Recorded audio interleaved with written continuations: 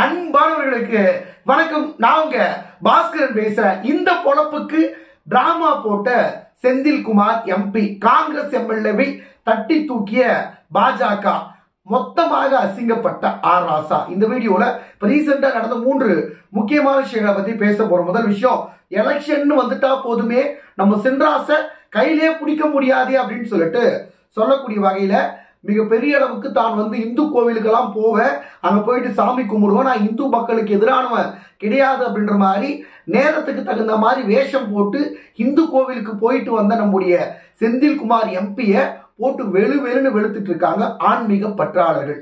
இரண்டாவது விஷயம், அரசியல் இதெல்லாம் சாதாரணமப்பா அப்படின்னு சொல்லிட்டு சொல்லக்கூடிய வகையில காங்கிரசினுடைய எம்எல்ஏ விஜயதரணி அவர்களை மொத்தமா தூக்கி இருக்காங்க பாஜக. அது அரசியல் வட்டாரத்தில் பெரிய ஒரு பரபரப்பை ஏற்படுத்தியிருக்கு. மூன்றாவது விஷயம், சொன்னா கேட்டாதானே அவர் தான் அடிப்பாருன்னு தெரியல, அப்புறம் எதுக்கு நீங்களா கொண்டு போயிட்டு வாயை கொடுக்குறீங்க அப்படின்னு சொல்லிட்டு சொல்லக்கூடிய வகையில எல் முருகன் அவர்கள் ஆர் ராசாவையும் திமுகவையும் மொத்தமா போட்டு உடைச்சிருக்காரு.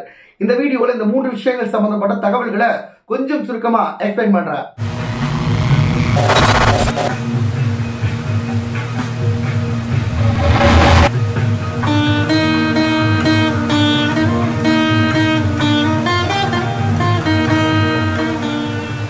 முதல் விஷயம், நம்முடைய பூமி பூஜை நாயகன் செந்தில்குமார் எம்பி. உங்களுக்கு ஏற்கனவே அவரை பத்தி தெரியும். பெரியார்ல வயிற்றுல பிறக்காத மிக முக்கியமான புள்ளன்னு சொல்லிட்டு ஊரெல்லாம் தம்பட்டை அடிச்சுட்டு சுத்தக்கூடிய ஒரு நபர். அதுலயும் நான் மதச்சார்பின்மையோடு செயல்படுறேன்னு சொல்லிட்டு பூமி பூஜை, அதாவது இந்துக்கள் வழங்கக்கூடிய கடவுள்களை இழிவுபடுத்துறது, பூமி பூஜையில் இருக்கக்கூடிய செங்கலை எட்டி உதைக்கிறது, திருநீர் அழிக்கிறது அப்படின்னு சொல்லிட்டு பெரியாரினுடைய பேரனா நான் இருக்கேன் அப்படின்றத பயங்கரமா காட்டிட்டு இருக்கக்கூடிய ஒரு நபர் தான் செந்தில்குமார். அவரினுடைய ஒரு புகைப்படம் சமூக வலைதளங்கள்ல 2 நாளா பயங்கரமா உலா வந்துட்டு இருந்தது. எக்கச்சக்கமானவங்க அவரை வண்டியா பேசிட்டு இருந்தாங்க.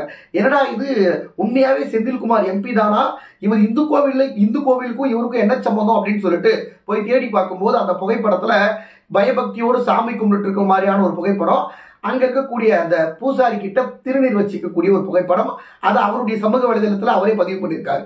என்னடா இது, எதுக்கு எலி அம்மனமா ஓடுது அப்படின்னு சொல்லிட்டு தேடி ஓடி போய் பார்க்கும்போது தான் தெரியுது, ஓ எலெக்ஷன் வருது இல்ல, எலெக்ஷன் வர்றதுனாலதான் நம்ம சின்ராச கையில பிடிக்க முடியல, நேரத்துக்கு தகுந்த மாதிரி வேஷத்தை வேற போட்டுட்டு இருக்காரு அப்படின்னு சொல்லிட்டு அப்பதான் நமக்கு தோணுச்சு. உடனடியா இந்த விஷயத்த நம்ம மக்கள் மத்தியில் சொல்லணும் இல்லைங்களா? ஏன்னா இவங்க எலெக்ஷன் வந்தா போதும், நான் பெரிய இந்துக்களுக்கான காவலர்கள், நாங்க இந்துக்களுக்கு எதிரானவங்க கிடையாதுன்னு சொல்லிட்டு வேஷம் போட்டு இந்துக்களை ஏமாத்துறதையே பொழப்பா வச்சுட்டு இருக்காங்க. உங்களுக்கு தெரியும், நாங்க எங்க கட்சியில கூட தான் இத்தனை கோடி இந்துக்கள் இருக்காங்கன்னு சொல்லி அந்த நேரத்தில் ஏமாத்துவாங்க. அப்புறம் இந்துக்களினுடைய பண்டிகைகளுக்கு கூட வாழ்த்து சொல்றதுக்கு இவங்களுக்கு மனசு இருக்காது. அதுல நம்முடைய செந்தில்குமார் எம்பியும் ஒருத்தர், உங்களுக்கு நல்லாவே தெரியும். போயிட்டு பூமி பூஜை போடும்போது, ஏன் இது மதச்சார்பின்மையோட நாடு இல்லையா, போய் பாதிரியாரை கூட்டிட்டு வா, மசூதியில இருந்து அவங்களை கூட்டிட்டு வான்னு சொல்லிட்டு பில்டப் கொடுத்துட்டு இருந்த நபருக்கு இந்து கோவில் இப்ப என்னடா வேலை அப்படின்றது சொல்லிட்டு கேட்கணும்னு தோணுச்சு. ஏதாவது ஒரு கொள்கையோட இருக்கணும். என்ன பொறுத்த வரைக்கும் இந்த கடவுளே இல்லைன்றாங்க இல்லைங்களா, அவங்களை கூட ஓர விட்டுலாம், அது அவங்க நம்பிக்கை. கடவுள் இருக்குன்றவங்கள ஓகே, அவங்களுடைய நம்பிக்கை. இந்த நேரத்துக்கு தகுந்த மாதிரி வேஷம் போடுவாங்க இல்லைங்களா, எலெக்ஷனுக்கு முன்னாடி ஒரு முறை, எலெக்ஷனுக்கு அப்புறம் ஒரு முறை அப்படின்னு சொல்லிட்டு வேஷம் போடுறாங்களே, இவங்க தான் மிகப்பெரிய விஷ செடிகள். இவங்களுக்கு தேவைன்னா நம்முடைய கோவிலையும் இந்துக்களையும் பாத்தீங்கன்னா பகடக்காய்களா பயன்படுத்திப்பாங்க, தேவைன்னா தூக்கி தூர எறிவாங்க. இந்த ஒரு சொல்லுவாங்களே, தேவைப்பட்டா காலில் விடுவான், தேவையில்லைன்னா ஜுட்டி பயிரை பிடிப்பான்வாங்களே, அந்த மாதிரி தான் பாத்தீங்கன்னா இவங்களினுடைய வேலை அஜெண்டா. அதனால இந்த செந்தில்குமார் எம்பி ஒருவேளை தர்மபுரியில அவருக்கு கெஞ்சி கூத்தாடி காலில் விழுந்து எப்படியாவது ஒரு மறுபடியும் எம்பி சீட் வாங்கிட்டாருன்னா, அவருக்கு கொடுக்க மாட்டாங்க. இன்கேஸ் வாங்கிட்டார் அப்படின்னா கண்டிப்பா சொல்றேன், அங்க இருக்கக்கூடிய இந்துக்கள் ஒருத்தர் கூட அவருக்கு ஓட்டு போடாதீங்க. எந்த அளவுக்கு நம்முடைய கடவுள்களை இழிவுபடுத்தினார் அப்படின்றது உங்களுக்கு தெரியும். எந்த அளவுக்கு நம்முடைய இதிகாச புராணங்களை இழிவுபடுத்திட்டு இருக்காரு அப்படின்னு சொல்லிட்டு தெரியும். மாட்டு மூத்திரம் குடிக்கிறவங்க அப்படின்னு மாதிரிலாம் சொன்னாரு. நம்முடைய தெய்வமா வணங்கக்கூடிய அந்த கோமாதாக்களை இழிவுபடுத்தி பேசிட்டு இருந்த ஒரு நபர் தான் செந்தில்குமார் எம்பி. அதனால எந்த ஒரு தொகுதியில தர்மபுரியை விட்டு எங்கேயாவது ஒரு மூலையில நின்றா கூட அங்க இருக்கக்கூடிய இந்துக்கள் இந்த நபரை துரத்தி அடிக்கணும் அப்படின்றத தெளிவா நான் உங்ககிட்ட சொல்லிக்கிறேன். ஏன்னா இவங்களுடைய அஜெண்டா தேர்தல் நேரத்துல இந்துக்களினுடைய பாதுகாவலனா மாறி அப்படியே ஏமாத்தி நேரத்துக்கு தகுந்த மாதிரி வேஷத்தை போடுறதுதான் இவங்களினுடைய முக்கியமான வேலை. அதனால கொஞ்சம் சூதானமா நடந்துக்குங்க. இது போன்ற விஷ செடிகளை உள்ள அனுமதிக்காதீங்க. இதுக்கு முன்னாடி தான் ஏதோ தெரியாம பண்ணிட்டோம், பட் இதற்கு மேலேயும் இவங்க ப்ளே பண்ணிட்டு இருந்தோம் அப்படின்னா இவங்க நம்முடைய மதத்துக்கு எதிரான மிகப்பெரிய ஒரு சதி வேலைகளை பண்ண ஆரம்பிச்சிருவாங்க. தயவு செஞ்சு உங்ககிட்ட கேட்டுக்கிறேன்.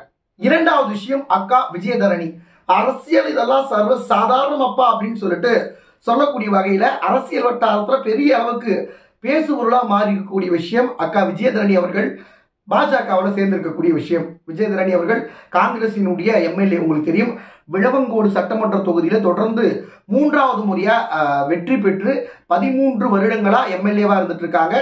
அதற்கு பிறகு வந்து பாத்தீங்கன்னா இப்ப எப்படியாவது காங்கிரசினுடைய இந்த சட்டமன்ற தலைவரா ஆகலாம் அப்படின்னு சொல்லிட்டு முயற்சி பண்ணாங்க, பட் முடியல.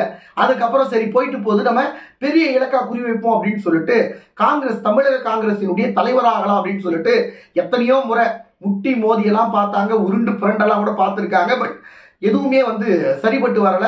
செல்வ பெருந்தகை அவர்களுக்கு தமிழக காங்கிரஸ் தலைவரா பொறுப்பு கொடுத்திருக்காங்க. இதனால டெல்லியில ஐக்கியமான நம்முடைய விஜயதரணி அவர்கள் ஒரு 3-4 நாட்களா வந்து பாத்தீங்கன்னா டெல்லியிலே டேரா போட்டு இருந்திருக்காங்க. எப்படியாவது நம்ம காங்கிரஸுக்கு மிகப்பெரிய ஒரு தலைவலியை கொடுக்கணும் அப்படின்னு சொல்லிட்டு அக்கா பக்காவா பிளான் பண்ணி இருந்திருக்காங்க. அதற்கு பிறகு பாஜகவில் போயிட்டு தன்னை இணைத்து கொண்டிருக்காங்க. அதற்கு பிறகு பாஜகவில் நான் வந்து பாத்தீங்கன்னா பாஜகவை பெரிய அளவுக்கு வளர்ப்பதற்காக நான் வந்து இந்த கட்சியில இணைந்திருக்கேன் அப்படின்னு சொல்லிட்டு ஸ்டேட்மெண்ட் கொடுத்திருக்காங்க.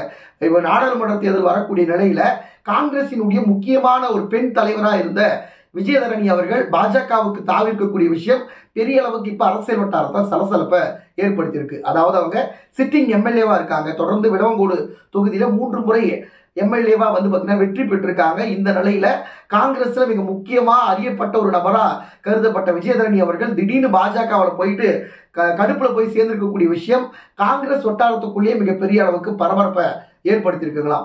ஏன்னா காங்கிரஸுக்குள்ள இருக்கிறதே 4-5 பேர் தான். இதுல ஒவ்வொருத்தரா வந்து பாஜகவில் ஐக்கியமாயிட்டா காங்கிரசினுடைய நிலைமை என்னையா அப்படின்ற மாதிரி அவங்க கட்சியில் இருக்கக்கூடியவங்களே பயங்கரமா புலம்பக்கூடிய அளவுக்கு தள்ளப்பட்டிருக்கு இந்த ஒரு செய்தி. பார்ப்போம் விஜயதரணி அவர்கள் பாஜகவில் இணைந்து எப்படி செயல்பட போறாங்க, அடுத்த கட்டமா பாஜகவில் இவருக்கு என்ன மாதிரியான பொறுப்பை கொடுக்க போறாங்க அப்படின்னு சொல்லிட்டு.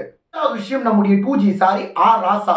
ஏற்கனவே தெரியும், ஆர் ராசா அவர்கள் வாண்டடா வாயை கொடுத்து சில விஷயங்களை சிக்குவார் அப்படின்னு சொல்லிட்டு இந்த முறை யார்கிட்ட சிக்கியிருக்காரு அப்படின்னு சொல்லிட்டு பாத்தீங்கன்னா பாஜகவினுடைய முன்னாள் தமிழக தலைவரும் தற்போதைய மத்திய அமைச்சருமான எல் முருகன் கிட்ட சிக்கியிருக்காரு. என்ன அப்படின்னு சொல்லிட்டு கேட்டீங்கன்னா, சில தினங்களுக்கு முன்பு ஒரு ஸ்டேட்மெண்ட் கொடுத்திருந்தாரு ஆர் ராசா. அதாவது எல் முருகன் ஒருவேளை நீலகிரி தொகுதியில போட்டியிட்டா மண்ணை கவ போறாரு, அவர் ஜெயிக்கிறதுக்கு வாய்ப்பே இல்லை அப்படின்ற மாதிரி சொல்லியிருந்தாரு. அதுக்கு பிறகு வந்து பாத்தீங்கன்னா அவருக்கு மாநிலங்களவை உறுப்பினராக வந்து மத்திய பிரதேசத்திலிருந்து அவர் தேர்ந்தெடுக்கப்பட்டிருக்காரு. இந்த நிலையில ஆர் ராசாவினுடைய அந்த ஒரு கருத்துக்கு எல் முருகன் அவர்கள் அதிரடியான ஒரு பதிலடியை வந்து கொடுத்திருக்காரு. என்ன அப்படின்னு சொல்லிட்டு கேட்டீங்கன்னா, திமுகவை மாதிரி பாஜக கிடையாதுங்க, பாஜகவில் அந்த பாராளுமன்ற குழு என்ன சொல்லுதோ நாங்கள் அதுதான் செய்வோம், உங்களை மாதிரி இந்த தொகுதி எனக்கு தான், இந்த தொகுதியை மகனுக்குன்னு சொல்லிட்டு ஒரு மன்னர் போல, ஒரு மன்னராட்சி போல நாங்கள் வந்து கேவலமான ஒரு கட்சியை நாங்கள் நடத்தல, உங்க கட்சியில தான் இது போன்ற கேடுகட்ட வேலை தான் பண்ணிட்டு இருக்கீங்க. அதுலயும் திமுக திருட்டுத்தனம் பண்றதுல 1ஆம் நம்பர் அப்படின்னா ஆர் ராசா அதுக்கும் மேல 1ஆம் நம்பர், அதுக்கும் மேல புனிதமானவர், திருட்டு கும்பல் இவங்கெல்லாம் அப்படின்ற மாதிரி ஆர் ராசாவினுடைய மூக்க உடைச்சிருக்காரு. அதுலயும் திமுகவுக்கு இந்த முறை மக்கள் சரியான பதிலடியை கொடுக்க போறாங்க. குறிப்பா ஆர் ராசா எந்த தொகுதியில நின்றாலும் மண்ணை கவர்றது உறுதி அப்படின்ற மாதிரி ஆர் ராசா அவர்களுக்கு எல் முருகன் அவர்கள் சரியான பதிலடியை கொடுத்திருக்காரு. அதுலயும் இவங்க திருட்டுத்தனம் பண்றதுல, போர்ஜரி பண்றதுல இவங்களை மிஞ்ச ஆளே இல்ல. 2G ஆர் ராசாவை மிஞ்சறதுக்கு ஆளே இல்லை, அதுலயும் திமுகவை மிஞ்சறதுக்கு ஆளே இல்லை. இவங்க எல்லாம் ஒன்னா இருக்கக்கூடிய திருட்டு கும்பல் அப்படின்ற மாதிரி பயங்கரமா அவங்களுக்கு நோஸ் கட் கொடுத்திருக்காரு எல் முருகன். சொன்னா கேட்டாதானே, அவர் தான் அடிப்பாருன்னு தெரிஞ்சும் வாண்டடா கொடுத்தா வாயை இப்படிதான் புண்ணாக்கிட்டு போனோம் அப்படின்ற மாதிரி எக்கச்சக்கமானவங்க கருத்துக்களை பதிவு பண்ணிட்டு இருக்காங்க. இந்த 3 விஷயங்கள் சம்பந்தப்பட்ட உங்களுடைய கருத்துக்களை மறக்காம கமெண்ட் பாக்ஸ்ல பதிவு பண்ணுங்க.